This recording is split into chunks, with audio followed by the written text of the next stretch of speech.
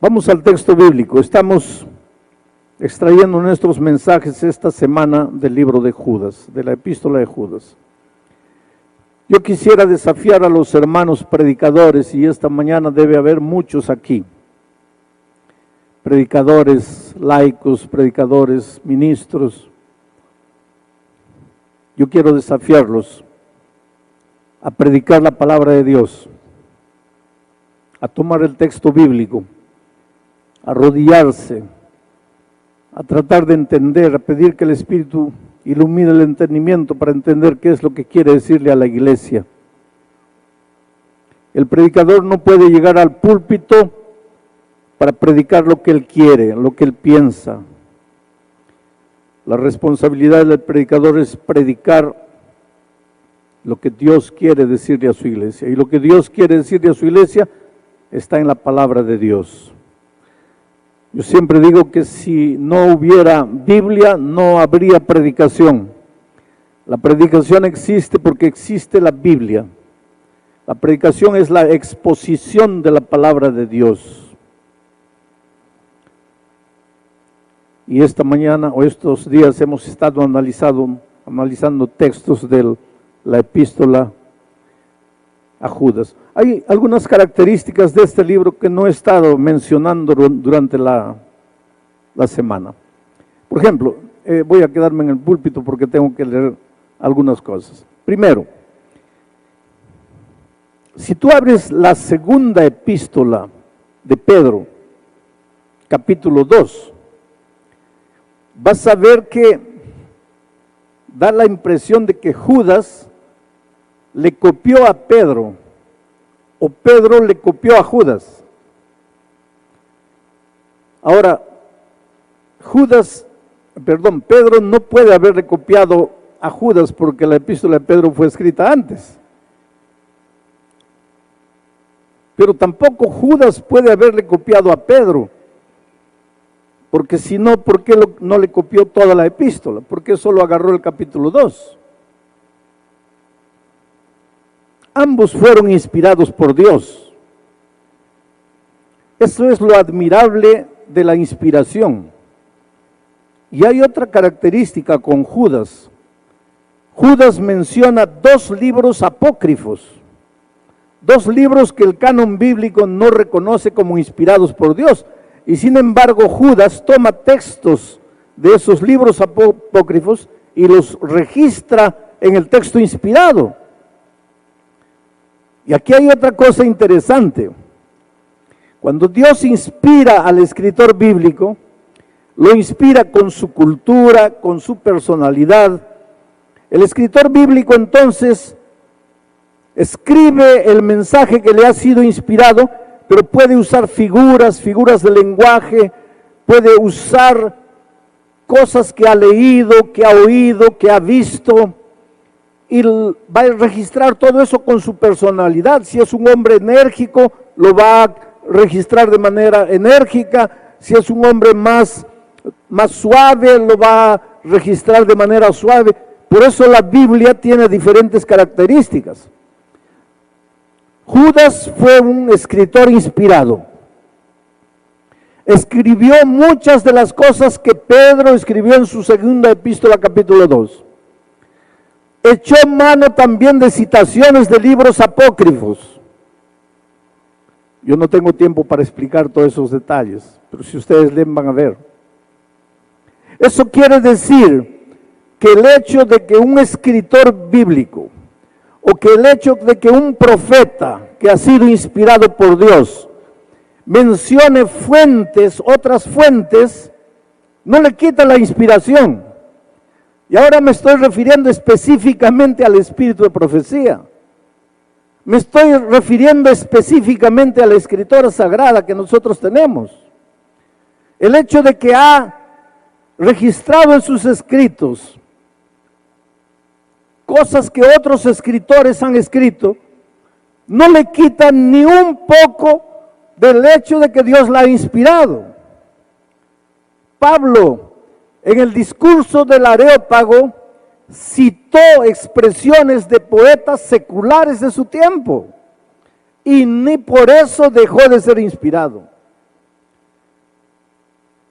El problema es que el ser humano, especialmente el ser humano de nuestros días, quiere acomodar todos los consejos inspirados a su manera de vivir, y cuando no encaja, entonces comienza a acusar, a criticar. Y eso es lo que acontece con la sierva del Señor. Mucha gente dice, no, porque la plagió, no, porque la copió, no, porque ella hizo. Pero aquí está una prueba. El hecho de que un escritor inspirado toma fuentes ajenas no quiere decir que él no fue inspirado. Pero ¿por qué ella no registró el libro de donde sacó, la página de donde sacó? Porque en esos tiempos no había lo que hoy se llama derechos autorales. Judas tampoco registró nada. Pablo tampoco registró nada. Pero hoy, yo no podría escribir algo que otro ha dicho sin registrar el libro, la página, la fuente, porque las leyes han cambiado, los tiempos han cambiado. Bueno, ese no es mi tema, cierro paréntesis aquí. Lo que quiero decirles es que el hecho de que un escritor inspirado echa mano de otras fuentes no quita en nada su inspiración. Bueno, el texto para esta mañana son los últimos 2 versículos de la epístola de Judas. Y dice así: y aquel que es poderoso para guardaros sin caída y presentaros sin mancha delante de su gloria con gran alegría, al único y sabio Dios, nuestro Salvador, sea gloria y majestad, imperio y potencia, ahora y por todos los siglos. Amén. Anoche estudiamos que muchos estaban entrando a la iglesia con una teoría. Dios es misericordia, Dios es gracia, Él nos da su gracia nos perdona de todos los pecados. Puedes ir a Dios como estás, que Dios te perdona, Dios te acepta. Y esta es una de las verdades más bellas de la Biblia. Puedes ir a Dios como estás. No importa quién eres, no importa cómo has vivido, puedes ir a Dios como estás. Pero ¿dónde estaba el error de esos herejes en el primer siglo? Puedes venir a Dios como estás y seguir como estás. Ese era el problema. Pero la Biblia enseña que puedes venir a Dios como estás, pero su gracia te transforma, no te deja como estás. Nadie puede usar la gracia de Jesucristo para continuar viviendo en el pecado. ¿Y por qué no? Porque el pecado te destruye y la salvación no es solamente la recompensa que vas a encontrar en los cielos. La salvación es la transformación de tu vida aquí, en esta tierra. El pecado te destruye, entonces la gracia de Jesucristo te arranca del pecado, te saca del pecado para que vivas una vida plena. Y entonces ayer Judas decía, y cuando alguien viene diciendo que la gracia solo perdona, pero no transforma, cuando alguien usa la gracia como si fuera libertinaje, entonces niega el poder de Dios. Porque si Dios es poderoso para perdonarte, es también poderoso para transformarte. Y ahora él con ese pensamiento termina su epístola, al decir en el texto que acabo de leer, dice, y aquel, refiriéndose al Señor Jesucristo, que es poderoso para guardaros sin caída y presentaros sin mancha delante de su gloria con gran alegría. Dios es poderoso para guardarte sin caída, para presentarte sin mancha en el día en que Jesús vuelva. Ahora, lo que necesitamos entender es cómo es que Jesús hace esto. ¿Cómo es que Él te guarda sin caída? ¿Cómo es que Él te va a presentar sin mancha cuando Cristo vuelva? Porque hay una figura que mucha gente usa y es una figura equivocada. Cuando se habla de la salvación, hay gente que dice que la salvación es como un elevador, como un ascensor.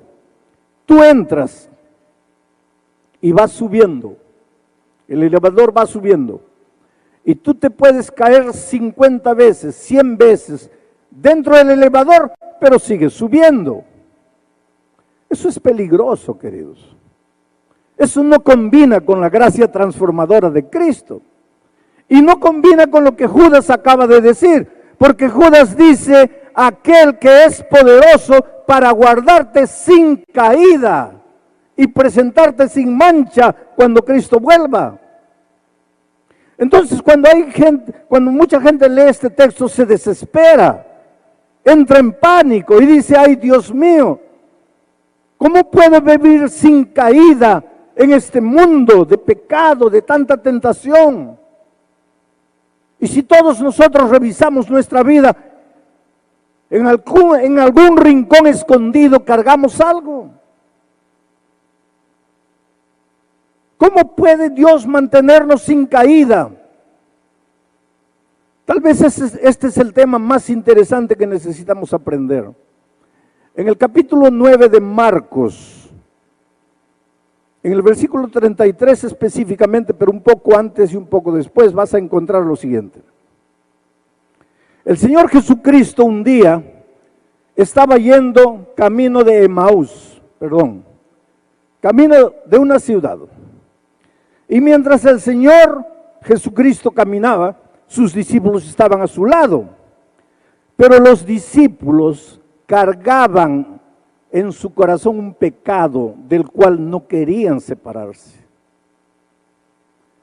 Pero ellos descubrieron una cosa, que al lado del Señor Jesucristo es imposible pecar. Coloca esto en tu cabeza.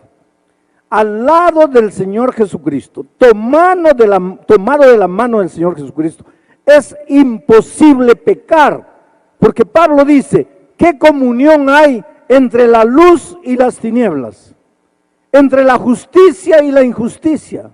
Entre Cristo y Satanás no hay comunión. Si estás en Cristo, no vas a pecar. Pero ¿cómo peco a pesar de haber aceptado a Jesucristo ya en el pasado? ¿Cómo estoy cayendo siempre? Es porque te estás separando de Jesús. Porque vuelvo a repetir, al lado de Jesucristo no hay lugar para el pecado.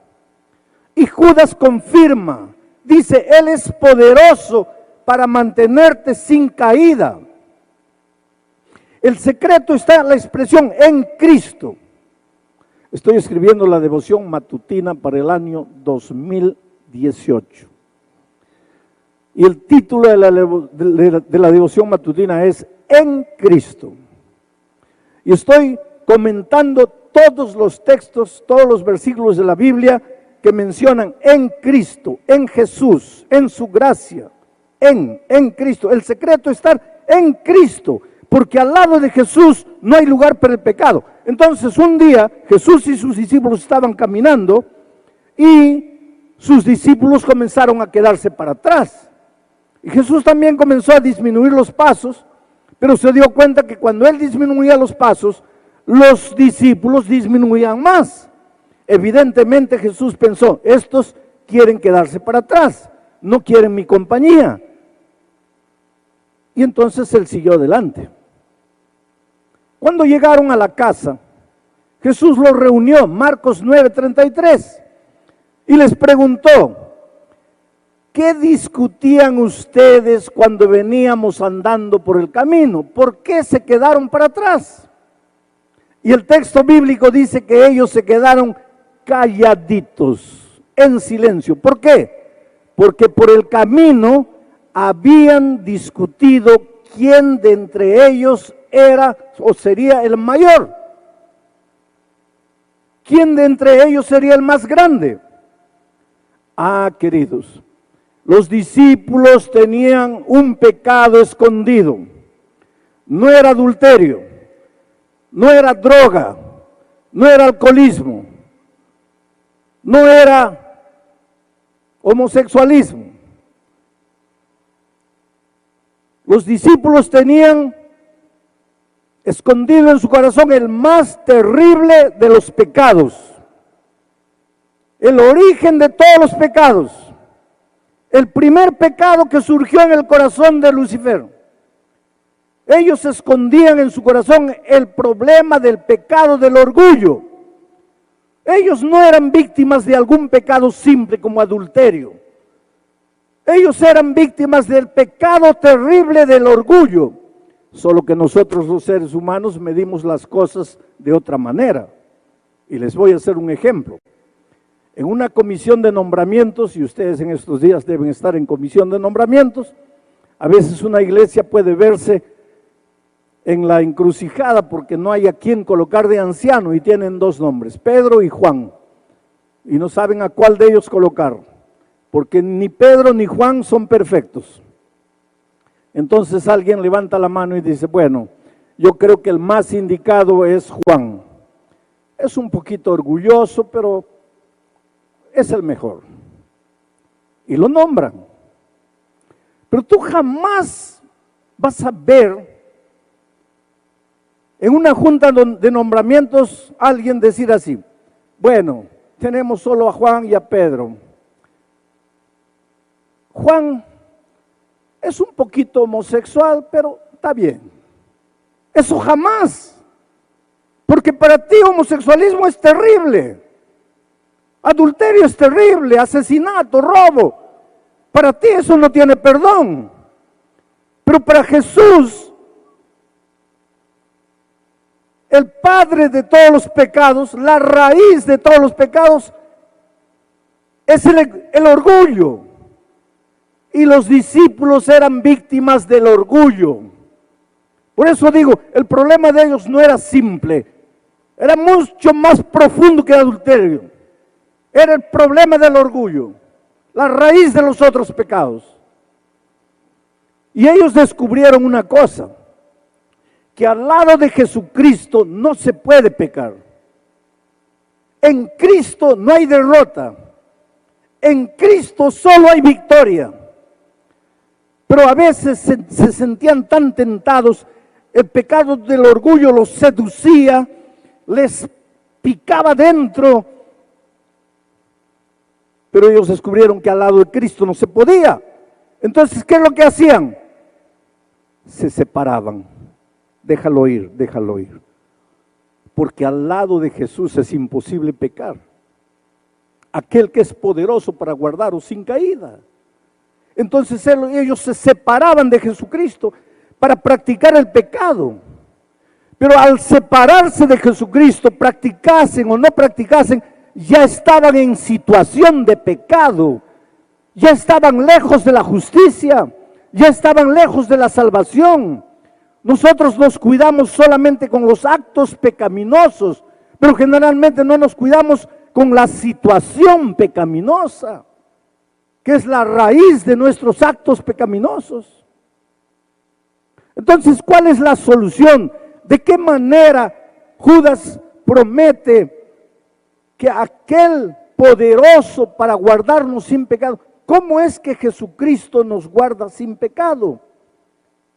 Es simple. Necesitas estar en Cristo. Necesitas no separarte de Jesucristo. Necesitas agonizar en Cristo. Necesitas llorar en Cristo.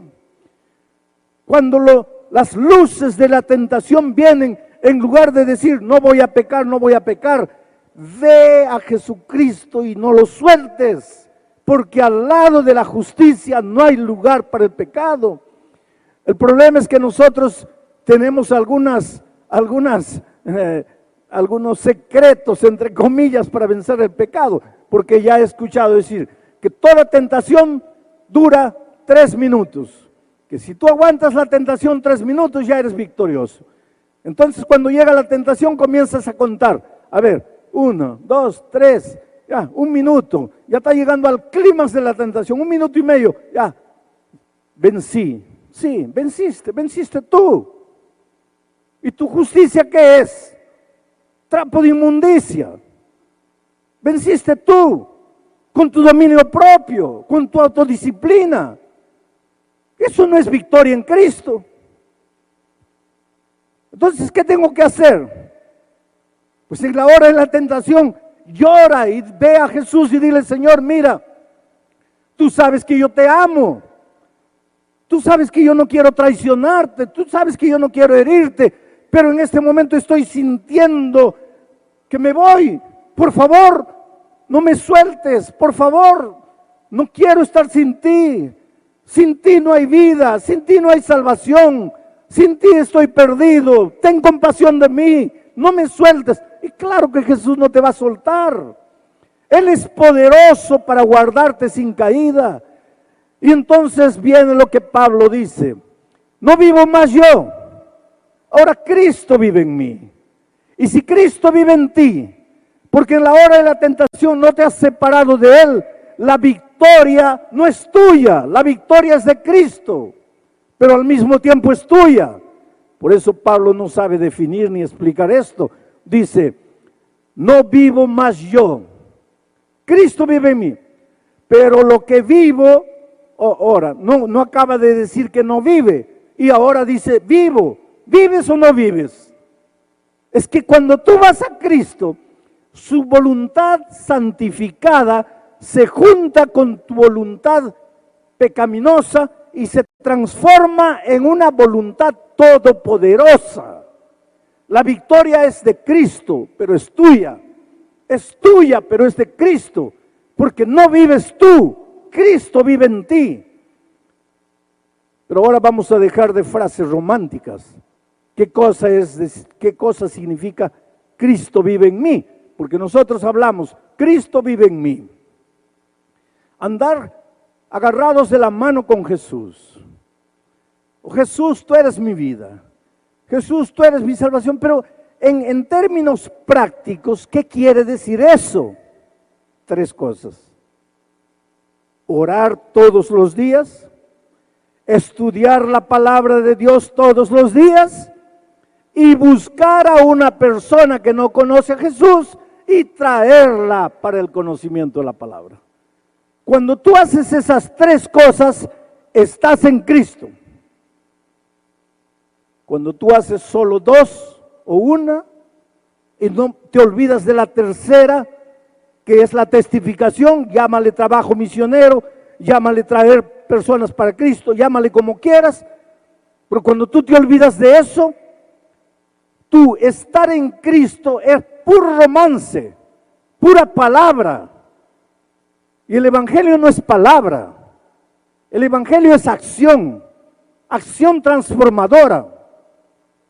Tienes que aprender a buscar a Dios todos los días. Tienes que aprender a orar, a estudiar la Biblia y a traer a una persona para Cristo. Ahí estás en Cristo, ahí estás de la mano con Jesús. El otro día alguien me dijo: pastor, entonces yo estoy perdido, porque yo no tengo fuerza de voluntad para orar, para estudiar la Biblia. No tengo. Pastor, yo de vez en cuando oro, de vez en cuando estudio la Biblia y nunca traje a nadie para Cristo. Ahora usted dice que para estar en Cristo tengo que hacer esas 3 cosas. Estoy perdido, pastor, porque yo no tengo fuerza de voluntad. Claro que tienes, querido. ¿No te levantas a las 4 de la mañana para ir a tu trabajo? En una mañana fría de invierno el despertador toca a las 4 de la mañana. Tú despiertas, miras el reloj, ¿qué es lo que dices? Oh, qué felicidad, me voy a trabajar. No, no es así. Miras el reloj, un frío terrible afuera, todo lo que quieres es quedarte durmiendo, pero te levantas y vas a trabajar a las 5 de la mañana. ¿Y por qué tienes que trabajar? Porque necesitas dinero. ¿Y para qué dinero? Para comer. ¿Y para qué comer? Para vivir. ¿Y vivir cuánto tiempo? 100 años, Y para eso te levantas a las 4 de la mañana, para vivir 100 años. Y para vivir la vida eterna, no puedes levantarte 10 minutos antes para arrodillarte, clamar a Dios, estudiar la palabra. No me digas que no tienes fuerza de voluntad. El problema es que tu fuerza de voluntad, tú la diriges para lo que quieres, para lo que consideras importante. Pero tú tienes fuerza de voluntad. Tú puedes hacerlo. Solo clama a Dios. Pídele a Dios. Señor, ayúdame a separar tiempo contigo. Pasa ese tiempo con Jesucristo. Y ahí tú te vas a dar cuenta que Dios es poderoso para guardarte sin caída hasta el día de la venida de Cristo. Pero queridos, yo voy a entrar a otro capítulo ahora. Mientras Cristo no venga, eres un ser humano. Y a esta naturaleza pecaminosa nuestra no le gusta pasar tiempo con Dios. A esta nuestra naturaleza lo que le gusta es levantarse y salir corriendo a trabajar. Eso le encanta. Inclusive para los ministros. El ministro tiene mucha cosa para hacer. Y lo que nos gusta es levantarnos de mañana y ya comenzar con la agenda del día. Estar con Cristo, pasar tiempo con Cristo, eso al ser humano no le gusta. ¿Por qué? Porque aunque hemos sido convertidos, todavía conservamos la naturaleza pecaminosa dentro de nosotros. Y a esa naturaleza pecaminosa no le gusta el compañerismo con Dios. Esa naturaleza pecaminosa es especialista en disfrazar, en engañar, en aparentar, en mentir. Pero a esa naturaleza no le gusta el compañerismo con Dios. Por lo tanto, constantemente vivimos cayendo. Y no caemos porque Dios no tenga poder para mantenernos sin caída. Caemos porque nos separamos de Jesús. Y al separarnos de Jesús, pues la consecuencia es caer. ¿Y qué hacer? Pues aquí entra la gracia maravillosa de Cristo. Levántate. Y si me caigo 50 veces,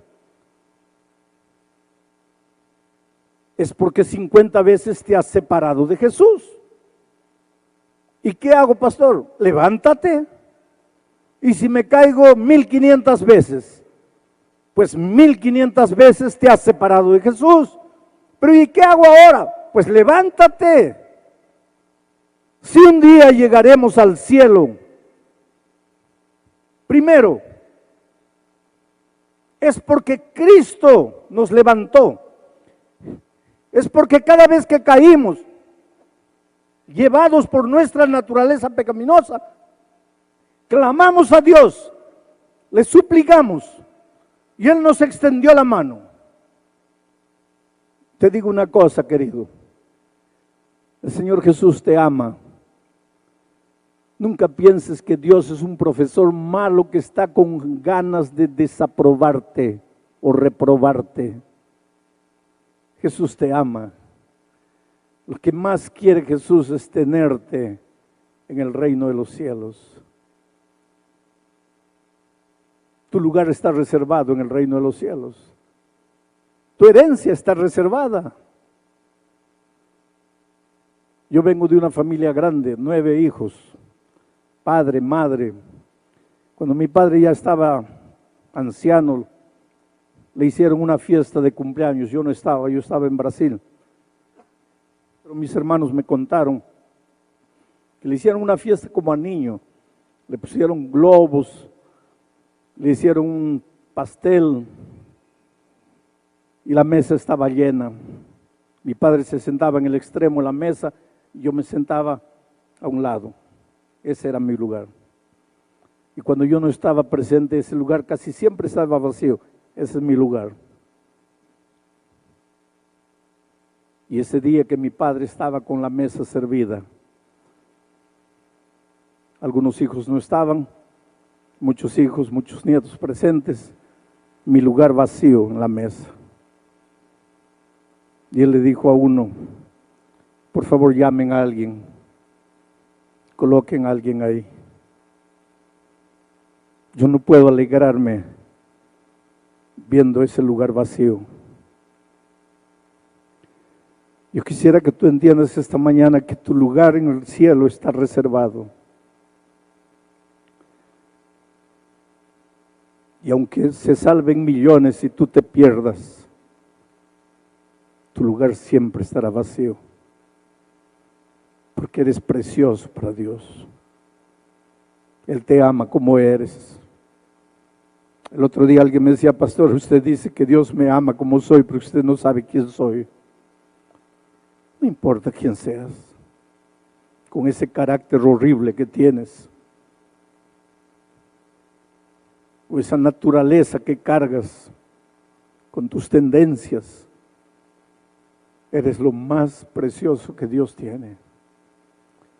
Esta mañana, en medio de miles de personas, ¿tú crees que Dios está mirando 15,000 personas? No. Él te está mirando a ti como si tú fueras la única persona sentada aquí. Él conoce tus sueños, tus alegrías, tus tristezas, la historia de tu vida, tus caídas. Él conoce todo. Y aunque a veces golpeado por la vida, tú dices, Señor, ya no, te he prometido tantas veces, he intentado tantas veces, olvídate de mí, ya no. Él te dice, hijo, yo no voy a desistir de ti. Pero Señor, yo no valgo nada. No, hijo, yo no voy a renunciar a ti. Pero es que Señor, no puedo. Pero yo estoy aquí. Tu lugar en la mesa está reservado. Y Él ha prometido que te va a conservar sin caída. Y si por esas cosas de la vida te sueltas de Él, te apartas de Él y caes, pues no tengas miedo de levantarte y continuar la caminata con Cristo, porque si un día nos salvamos, no será porque jamás caímos, sino porque aunque caímos, creímos en la palabra redentora de Jesucristo, nos levantamos y seguimos adelante. Yo estaba en mi oficina en Niterói, Río de Janeiro, hace muchos años, cuando entró una joven bonita, linda, alta, preciosa niña. Se sentó frente a mi escritorio. Me dice, pastor, la primera cosa que quiero que usted sepa es que yo no soy mujer, yo soy hombre. Pero yo tenía delante de mí una de las mujeres más bellas. Pero él me dice, yo soy hombre. Vivía una vida de pecado. Vendía su cuerpo en las calles de Copacabana para poder sobrevivir. Se había inyectado en el cuerpo tantas cosas, parecía mujer. Y aunque muchas veces se miraba en el espejo y decía, soy bonita, soy feliz, no me falta nada. Cuando llegaba la hora de dormir lloraba y no sabía por qué lloraba. Era el vacío de Dios, era el instinto de Dios, porque aunque tú trates de justificar con argumentos humanistas tu conducta equivocada, no puedes escaparte de ti mismo ni de Dios. En las horas silenciosas de la noche, ¿a dónde vas? ¿Dónde te escondes? Te metes debajo de la cama y estás seguro que tu conciencia no te va a golpear ahí. Ese muchacho intentó suicidarse 3 veces. Su madre un día le alcanzó un cassette con un sermón mío. Una de esas noches de pecado que volvió al inmundo hotelucho donde vivía. Se sentía con ganas de morir, se sentía desesperado, se sentía acabado, se sentía destruido. Y aunque las corrientes modernas le decían, no, está bien, es una preferencia tuya, es una opción, tú tienes libertad para hacerlo, pero no podía escaparse de Dios, no podía escaparse del mismo. Nada puede llenar el vacío de tu corazón. Y esa noche en desesperación colocó el cassette y la palabra de Dios llegó a su corazón. Bendita palabra de Dios.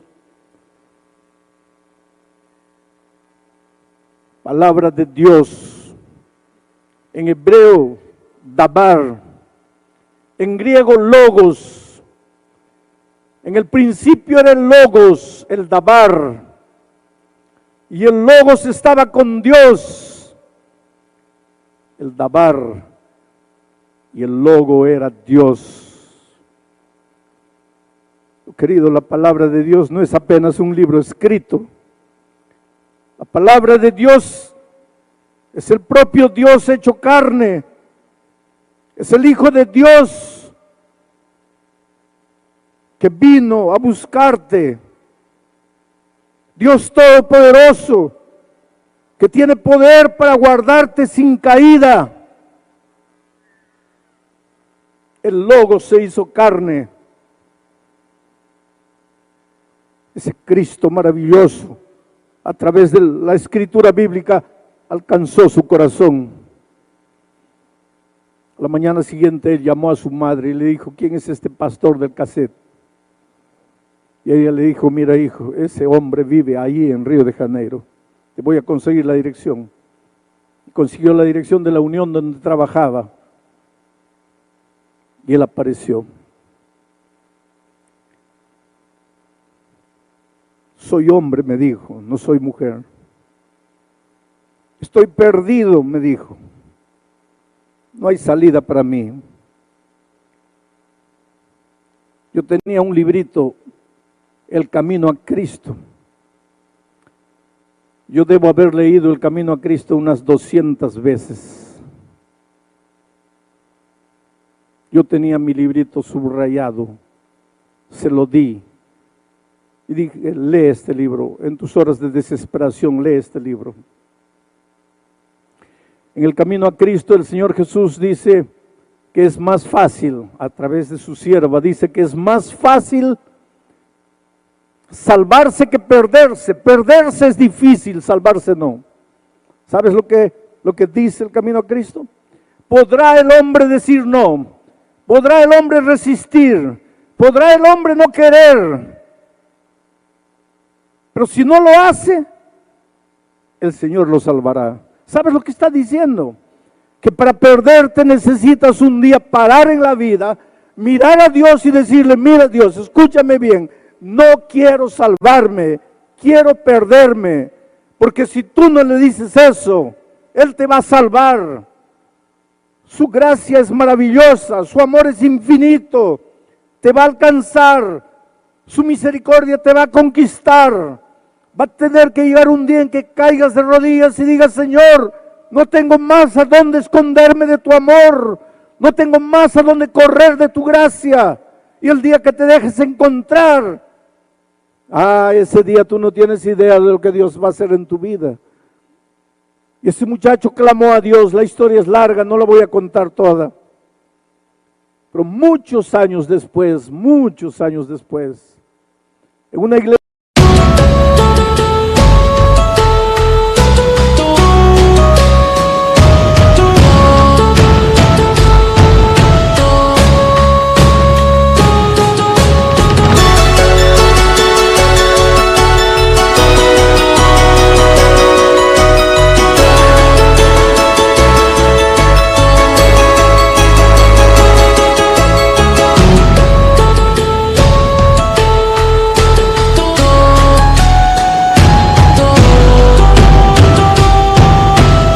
con ese muchacho.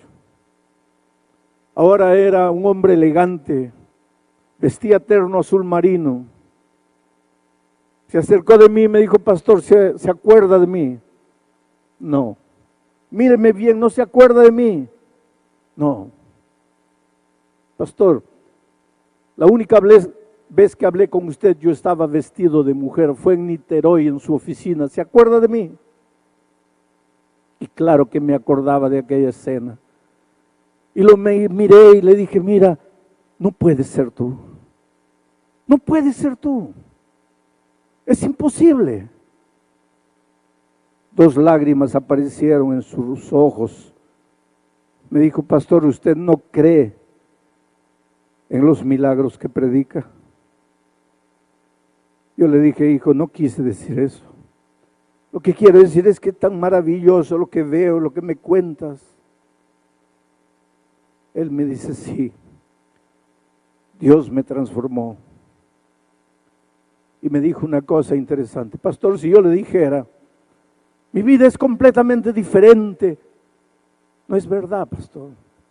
Es verdad que mi vida cambió, pero yo todavía me siento atraído a hombres. No logro sentir atracción por mujeres. Todos los días tengo que arrodillarme y clamar a Dios y suplicar su gracia maravillosa. Y todos estos años me he mantenido victorioso porque mi Dios es poderoso para guardarme sin caída hasta el día de la venida de Cristo. Yo no creo que tu lucha sea como la lucha de ese muchacho. Pero si ese muchacho en la mañana gloriosa de la venida de Cristo dirá presente, ¿por qué tú no? Hoy es el día de buena nueva. No tengas el miedo del futuro. Cuando mires a la salvación, no pienses en ti, en tu conducta, en tus actos. Piensa únicamente en el amor maravilloso de Jesucristo, en su poder transformador. Esta noche te voy a hacer una invitación, esta mañana. Te voy a pedir que, si quieres entregarle el corazón a Jesús, esta invitación es para todos los que están conociendo la palabra, conociendo el Evangelio. Si quieres decirle a Jesús, Señor, te entrego mi vida. Señor, quiero que me mantengas victorioso hasta el día de la venida de Cristo. Señor, vengo a ti como estoy. Quiero conocer más tu palabra, quiero conocer más el Evangelio. Quiero seguir estudiando la palabra de Dios para conocer los misterios de tu amor. Si quieres decirle eso a Jesús, te voy a pedir que tú te levantes y vengas aquí adelante. Quiero hacer una oración de victoria sobre ti. ¿Dónde está la primera persona que quisiera levantarse y venir? Ven. Hoy es el día de buena nueva. Levántate y ven.